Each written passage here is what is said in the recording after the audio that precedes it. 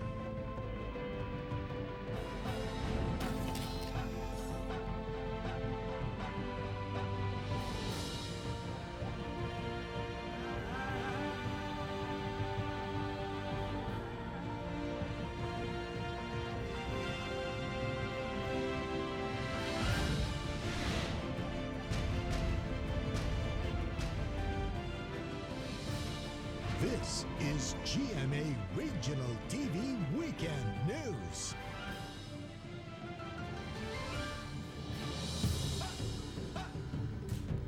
Good afternoon.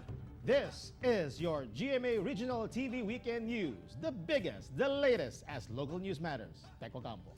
Real Soroche. Sara Hilomen Velasco, broadcasting live from GMA Davao Complex in Davao City.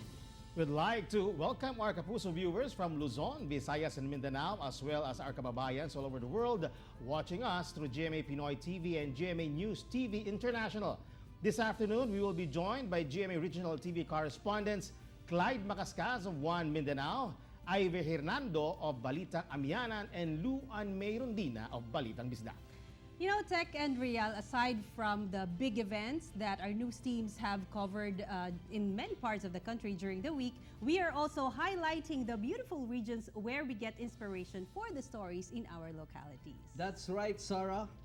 We also have our other counterparts from the regions. John Sala of One Western Visayas and Rain Palino of RTV Bicol. For today's headlines. Fish kill hits coastal area in Cebu City. Local authorities warn residents against eating dead fish. After the deadline, clearing of illegal structures and obstructions on sidewalks continue. 32 elected officials in Western Visayas are monitored for alleged link with the NPA. Let's savor the best tasting halal food in Mindanao. And major streets of Zamboanga City glow in Hermosa Festival's Parade of Lights. While tubs of dead fish were found along the coastline of Parañaque and Las Piñas, a fish kill was also discovered in Cebu City. Luan Mayrondina of GMA Regional TV Balitang Bisdak has the details live. Luan? Around 600 kilos of dead fish were recovered at Pond A of the South Road properties in Cebu City a week after fish kill was found in the coastline of Las Piñas and Parañaque. This is the scene witnessed by GMA Regional TV Balitang Bisdak, dead fish floating off the coast of Pond A at the South Road properties. Bantay Dagat Commission said the fish kill started appearing last October 3. Pictures circulating on social media showed people trooping to Pond A to harvest the dead fish.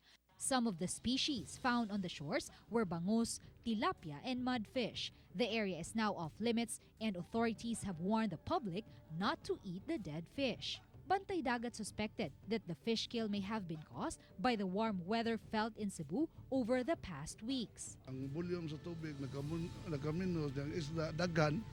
Gailog sila ba mo na musakag ang isla nga mangitag kuan hangin. The Bureau of Fisheries and Aquatic Resources Region 7 said that the water sample they took from Pond A yielded a high level of ammonia. Taas ang ammonia because of runoff siguro kay kuanggot. Ang Cebu is highly industrialized, di ba?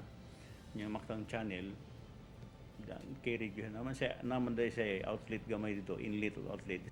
While the water sample tested negative in the bacteriological exam, BFAR-7 still wants to find out what exactly killed the fish. Taas ang risk kung kung kaunon sa taong isda. Ang Provincial Fishery Office Cebu dito na sa area, nag-coordinate na sila sa LGU para mabantayan nato ang pagpanguha sa isda diha. Tech BFAR-7 has yet to release the results of the second exam conducted on the fish sample to find out if there are other contaminants in the area. For now, the area is still off limits to the public to prevent people from collecting and eating the dead fish. Tech? Thank you, Luan May Rondina. A female massage therapist was killed inside a pension house in Opol, Misamis Oriental, where the victim and the suspect checked in. Argil Relator has the details. CCTV footage shows a man and a woman at the front desk of a pension house, checking in at 10:45 in the evening. From there, the two went upstairs and entered into their assigned room. After an hour, the male guest left the room alone.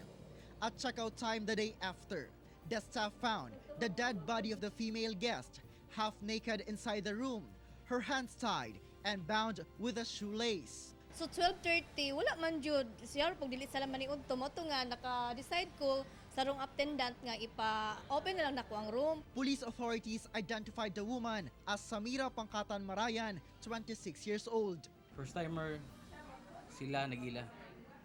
Kay among nakita sa cellphone sa biktima, wala may nakita conversations. The victim's husband said that his wife worked as a massage therapist. He also admitted that he is aware that his wife would check in with her male clients for the massage service. May masulti niya. Opol police was able to arrest the suspect, identified through the CCTV footage as John Michael Alpiche. Pagman din na mo kwan, gibungatan ko niya kanang 5,000. Na mo to nga wala ko kasabon sa akong baton kay basin niya og kanang unsay pang istorya niya. The suspect is facing murder charges. Together with cameraman James Yap, I am Argil Relator for GMA Regional TV. 11 minor offenders escaped from the Operation Second Chance facility in Cebu City. Police said parents who are found harboring these children should be held liable. The details in this report of Alan Domingo. The city government of Cebu is now looking into the escape of 11 minor offenders from the Operation Second Chance facility. 6 of the escapees voluntarily surrendered and were brought back to the facility. The minor offenders, who are called children in conflict with the law, allegedly planned the escape because they miss their families. 2 of these children claim they were allegedly maltreated. Cebu City Mayor Edgardo Labella said he wants the system inside the facility checked. In the real sense of the word, they are not prisoners, but because they are in detention because of alleged wrongdoings, that is responsibility of the custodian. So I do not want, at this point, I will immediately jump into the conclusion that they were negligent. So I urge them to really find a way that they could be recovered, makita usap. The mayor called on the parents of the other minors to bring their children back in. Cebu City Police Director issued the same call to the parents and added that they should do if they don't want to get themselves in trouble. Mas safe na nandun sila sa second chance. Kumakain sila doon ng 3 times a day. Nakakapag-aral sila, so ano pa yung kanilang gagawin?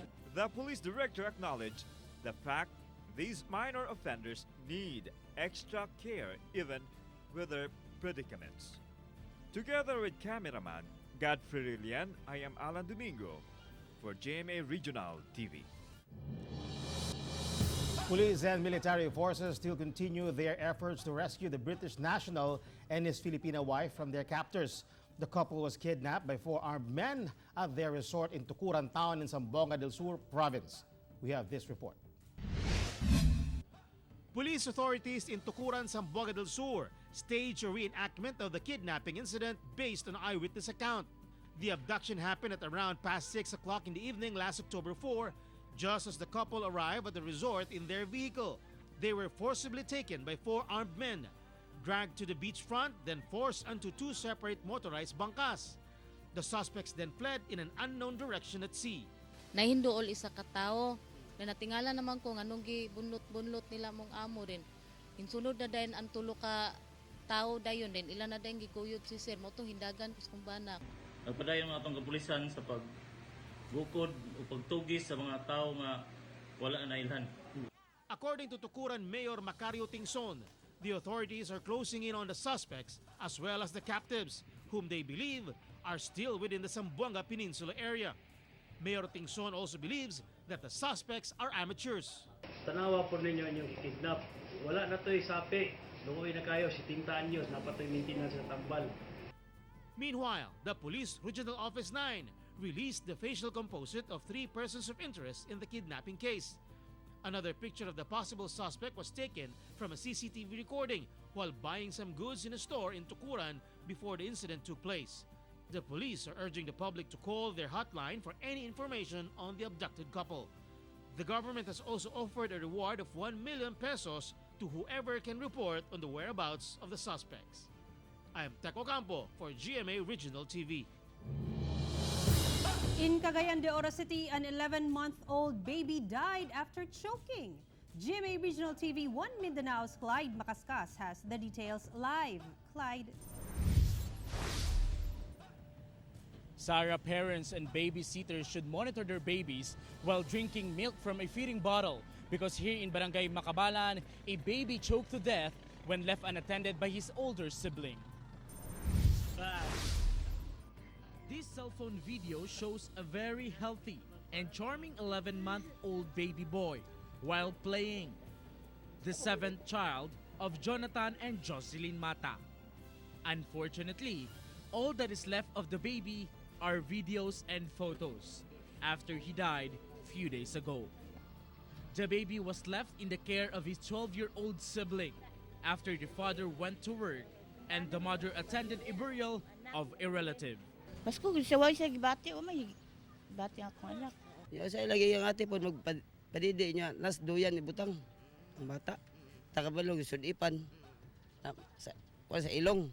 The baby was found vomiting and struggling for breath after being fed with milk using a feeding bottle.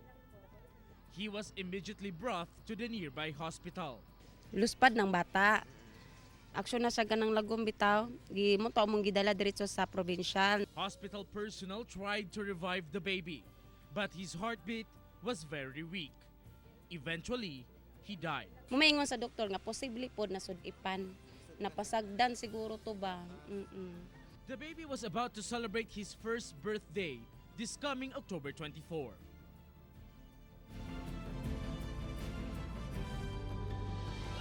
The remains of the 11-month-old baby are now laid to rest in a public cemetery here in Cagayan de Oro City. Sarah. Thank you, Clyde Macascas.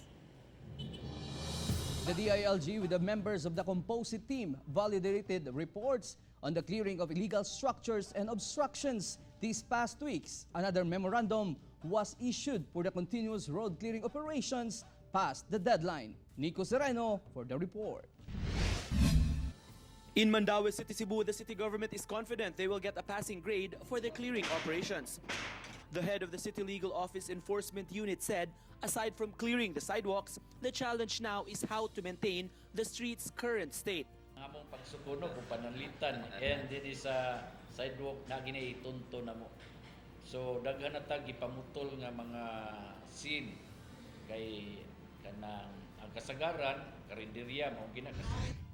In Dagupan City, the composite team noted substantial results during the ocular inspection, resulting in a 95% satisfactory ratings in the evaluation. The local government unit will continue to monitor the central business district and barangay roads. It's not just for the compliance ng MC na yan, but para sa kagandahan ng ating syudad. In Ilocos, DILG validated the road clearing operations in the different towns and cities of Ilocos Sur, but the department has yet to release the ratings for these areas, except for Vigan, who got a 90% rating, and Canadont, who got an 80% rating. In Naga City, after the dialogue between the LGU and Fruit Vendors Association, fruit vendors took the initiative in removing protruding materials of their stalls. Auto repair shops and small eateries also cleared their respective areas. In Davao City, only about 46% of illegal structures were removed from city streets and sidewalks. The City Transport and Traffic Management Office admits that due to the huge land area of the city of Davao, they can only cover few areas during each clearing operation. In Iloilo City, the Anti-Squatting and Illegal Structures Unit identified 34 barangays who were not able to sustain the road clearing after the 60-day period. DILG Iloilo City require all punong barangays to submit road clearing inventory and accomplishment report with pictures every 15th and 30th day of the month. In Bacolod City, some residents who were affected by the road clearing operations applied for the city's housing program. According to Bacolod Housing Authority, they have received more than 2,000 applications as of September. Together with cameraman Marlon Melgazo, I am Nico Sereno for GMA Regional TV.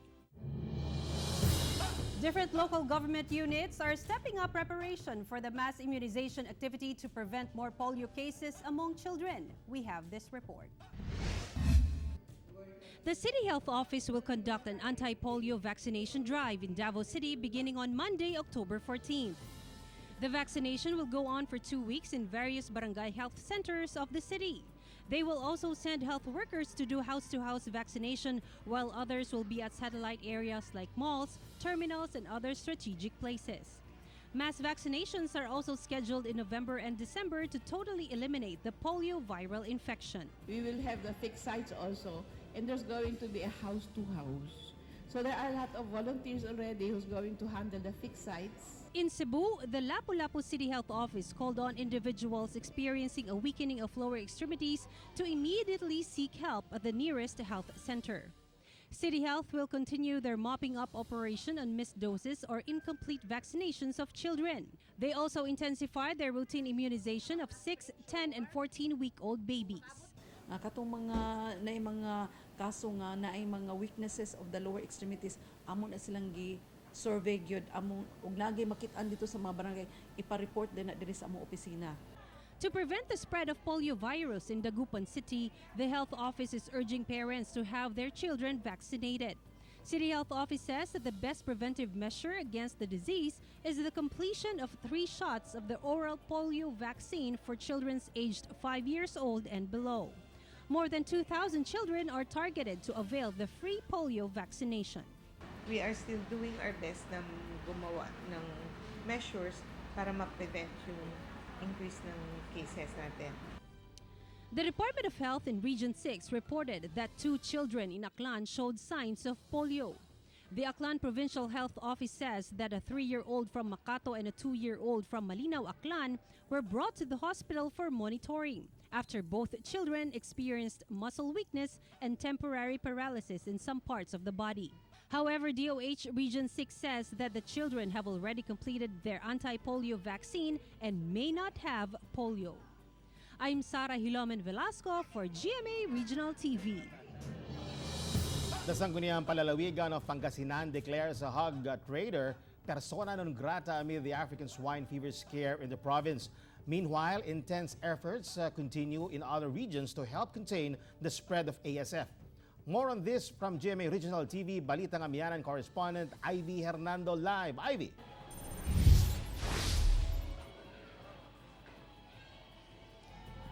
The temporary ban is still being implemented in the different provinces of North Central Luzon and Western Visayas due to confirmed cases of African swine fever in Luzon and Metro Manila.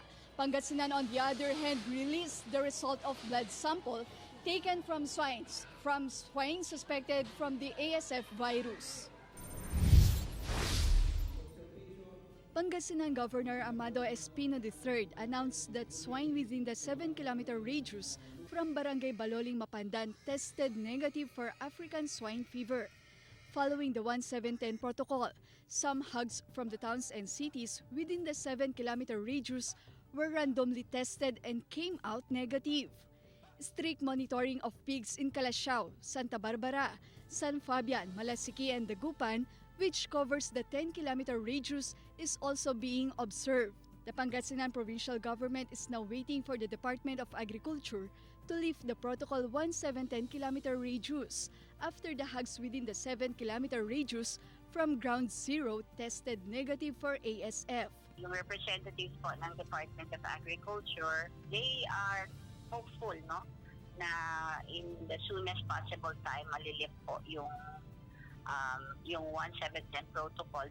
The Pangasinan Provincial Board has declared hog trader Roger Erpelo as persona non grata or unwanted person. Erpelo brought ASF-infested swine from Bulacan, violating a local executive order.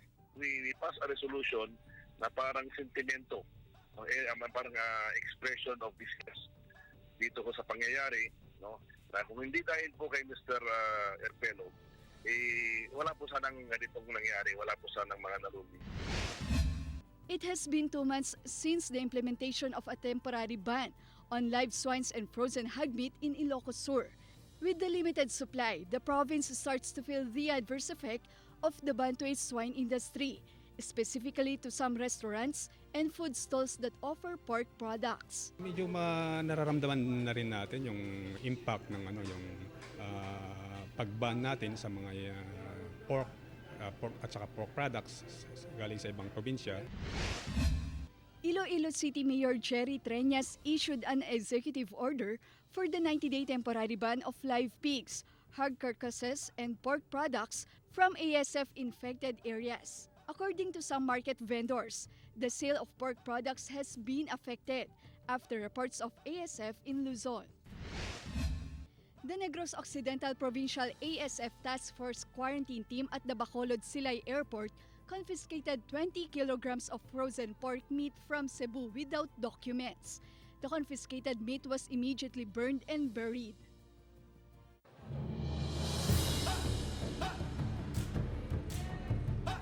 The Pangasinan Provincial Board says that it is all up to the LGUs to assess and to utilize their budget for the possible assistance of the affected hog traders in their locality.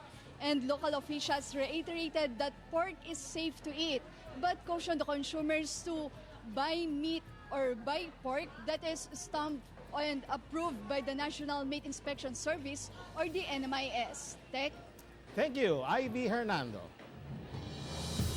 In Zamboanga Town, in Cebu Province, 2 sisters who are blessed with long lives share their secret.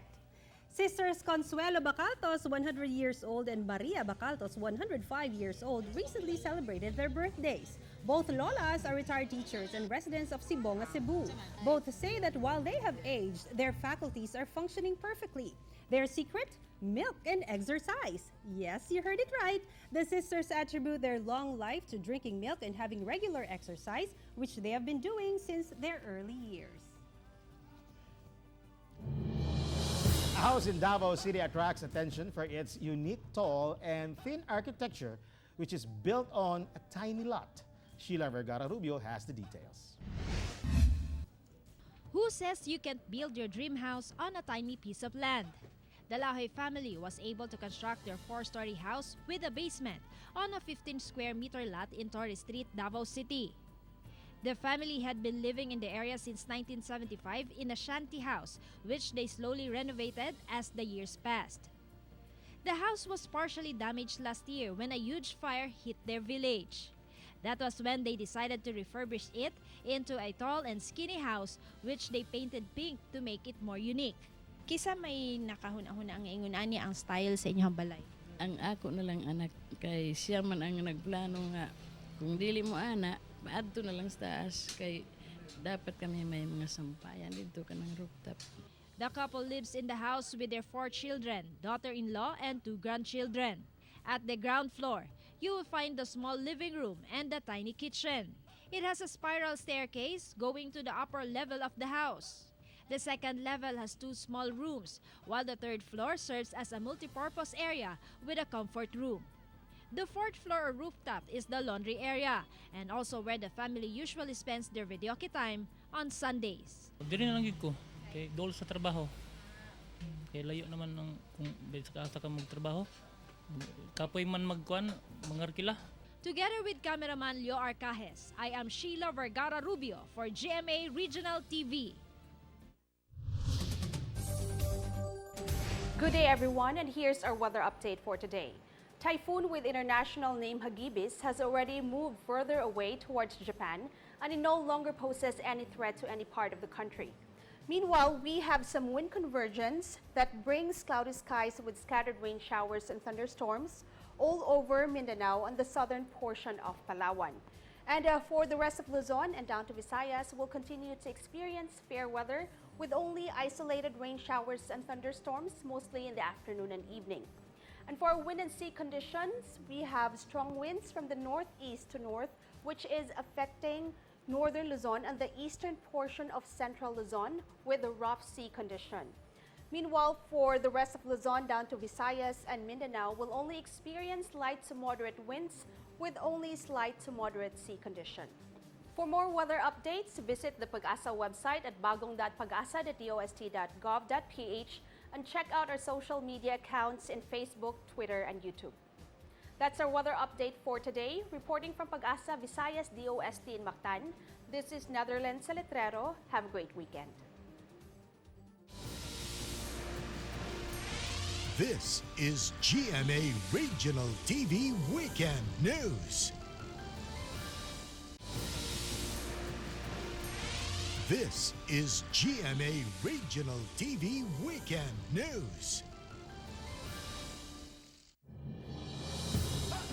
The remains of an OFW who died rescuing his fellow OFW in Taiwan has arrived home in Malasiki, Pangasinan. King Guevara has the details. The body of OFW Renz Bravo arrived to his family in Pangasinan this week. Renz drowned rescuing his fellow OFW while swimming in Taiwan last September 1. The Bravo family is sad but proud of the heroism of Renz. Nagpapasalamat ako sa Panginoon kasi yung pain talagang kaunti na lang yung nararamdaman ko. Kasi punong-puno naman ang Panginoon ng kasagutan sa lahat ng tanong namin. Sheila Bravo, the mother of Renz, shared the last memories of her son before his death. In the video, Renz is with his friends still happy and dancing. This photo also shows Renz with Julius Domingo, the man he saved from drowning.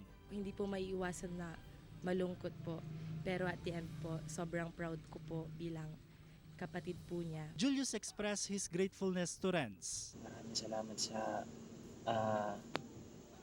second life. Hindi ko talaga makakalimutan yung na sinagip mo ako sa napakalakas na alon. Renz was buried earlier today at Bayambang, Pangasinan. Together with cameraman Henry Duminsil, I am King Guevara for GMA Regional TV. In Western Visayas, the police and the military are monitoring 32 elected officials for their alleged link with a rebel group. More on this from GMA Regional TV 1 Western Visayas correspondent John Sala live. John. Rial, some elected government officials are being investigated over the alleged support that they have been giving and receiving from rebel groups. 3 provinces in Western Visayas are being closely monitored by the Police Regional Office 6 for the involvement of some elected officials who are said to be supporting or have been helped by the NPA, especially during the recent midterm elections. On the list are 5 mayors, 2 vice mayors, and 9 councilors in Iloilo, 4 mayors, 2 vice mayors, and 3 councilors in Capiz, and 2 mayors, 2 vice mayors, 2 councilors, and 1 board member in Negros Occidental. Ang ginakampanya sila, during the time nga election, they are free to go to areas infested by NPAs. According to the Iloilo Police Provincial Office, the mayors being monitored in the province of Iloilo reportedly paid the rebel groups 150,000 to 200,000 pesos in exchange for the freedom to campaign in NPA-infested areas.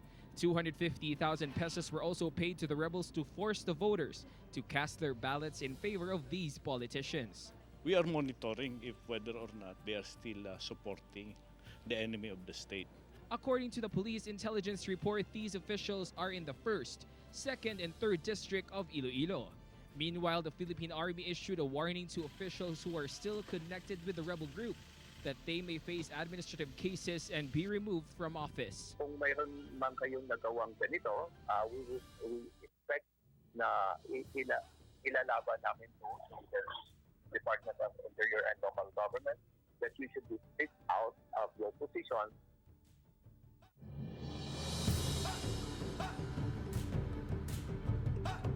Rial, the Philippine Army stresses that what these officials are doing will detract from the government's campaign against insurgency.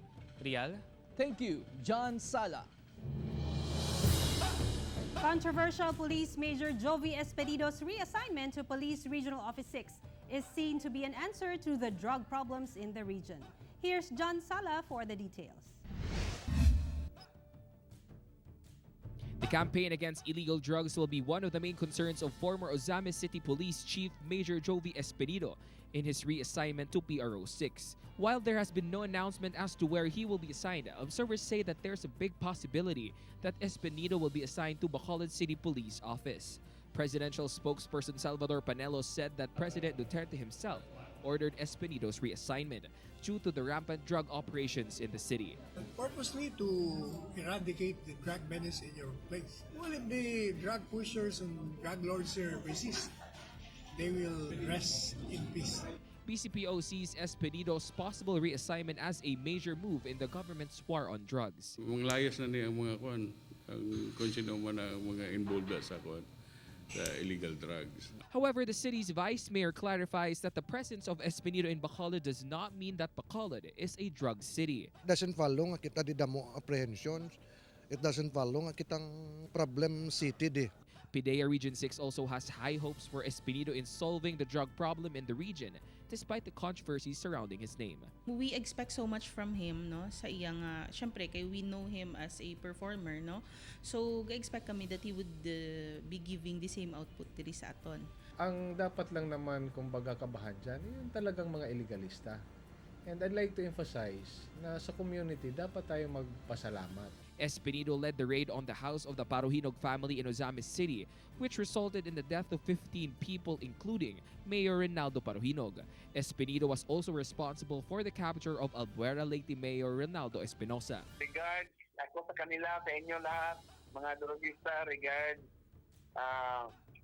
Kumusta ko ay kumusta galing sa akin yung kay Esperido. To make your life long, magbagong buhay na. Together with cameraman Cirilo Renduque, John Sala for GMA Regional TV. Bicolandia takes pride in its homegrown talent, showcasing its own agri-product. GMA Regional TV Bicol's Rain Palino tells us more. Live, Rain. Rial, a Bicolana designer from Albay, is slowly being recognized for her abaca fiber or pinokpok creations. The fabric used is one of Bicol's rising industries that produces pinokpok or abaca fiber, supplied by the Bangkerohan Bicol Small Business Institute Foundation Incorporated. Abaca strands are manually pounded and weaved with polyester by women from Barangay Bangkerohan in Legazpi City. At an early age, Jean was amazed by her seamstress mother, who inspired her to be a designer. She graduated with a degree in information technology and worked as a secretary, but eventually pursued her dream of becoming a designer, enrolling in a fashion school in Manila. She started establishing her career through her signature Barong Tagalog and the modern Filipiniana top. Compared sa mga traditional na nasusuot kong Filipiniana, yung iba kasi matitigas, ito parang na-enhance siya. So, at saka very eco-friendly. Aside from supporting the livelihood program in Barangay Bangkerohan, she also aims to promote the Bicol culture through her creations. This is my way to promote and to preserve our local local culture and our local product, which is the abaca pinokpok.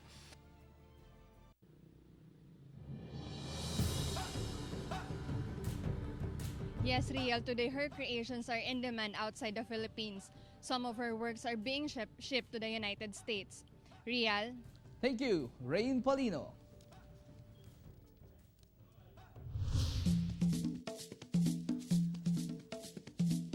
Hundreds of people, both local and tourists alike, took to the main streets of Zamboanga for the city's annual parade of lights in line with the celebration of this year's Hermosa Festival. John D. Esteban tells us more in this report. These colorful and brightly lit floats was truly a spectacle which amazed and entertained festival goers during the Parade of Lights in Zamboanga City. The floats came in different designs, sizes, and colors of lights, attracting girls and boys of all ages. The Parade of Lights of Hermosa Festival features the colorful floats depicting the rich history and culture of Zamboanga City. The floats also depicted the icons and sights of the city, such as this float designed as a cuaracha, a famous dish in Zamboanga. Another float was built into a colorful replica of Zamboanga City Hall that highlights its cultural diversity. It was decorated with red, white, and green light bulbs, the colors of Christmas, with its very own Santa Claus on board. Hundreds of people lined the downtown streets to witness the annual event. This was my first time to see the float, the competition of the float. It was really nice and beautiful. Really amazing and beautiful. 15 floats started the parade at the Normal Road, San Jose, and culminated at the City Hall grounds. 8 of the floats competed for the cash prize.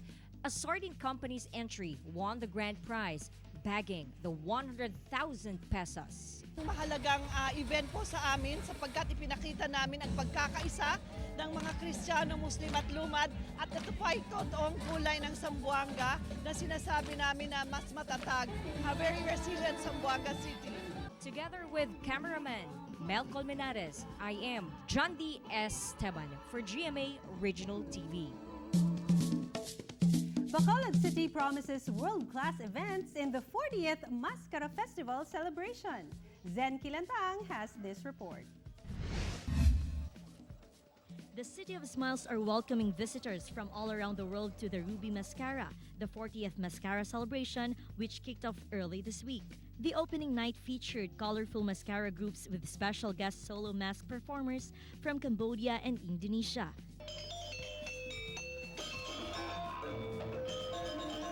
Dance troupes from different barangays also showcased their talent. Candidates of the Lean Isang Ruby Mascara Queen pageant were also present. The city takes pride in this year's celebration with the participation of local and international artists. When we are celebrating the 40th Mascara, it doesn't mean that Mascara is 40 years old. It is only 39 years old. Kapag umpisa sang Mascara, it was the first Mascara. Mascara Festival has also gained worldwide recognition as one of the most colorful international mask festivals. Mascara is now a certified member of the International Mask Festivals community. The revelry will last for 21 days. President Rodrigo Duterte is expected to grace the festival highlight later this month. Together with cameraman Romel Porquia, Zen Kilantang for GMA Regional TV. In the mountains of Quirino in Ilocos Sur, a wonder of nature known as Sea of Clouds catches the interest of the tourists. This cloud formation can be seen from the topmost part of the highway. Instagrammable view and green mountains attract vloggers and adventure seekers who love nature. The beauty of the Sea of Clouds is seen from the town of Quirino to the town of Suyo.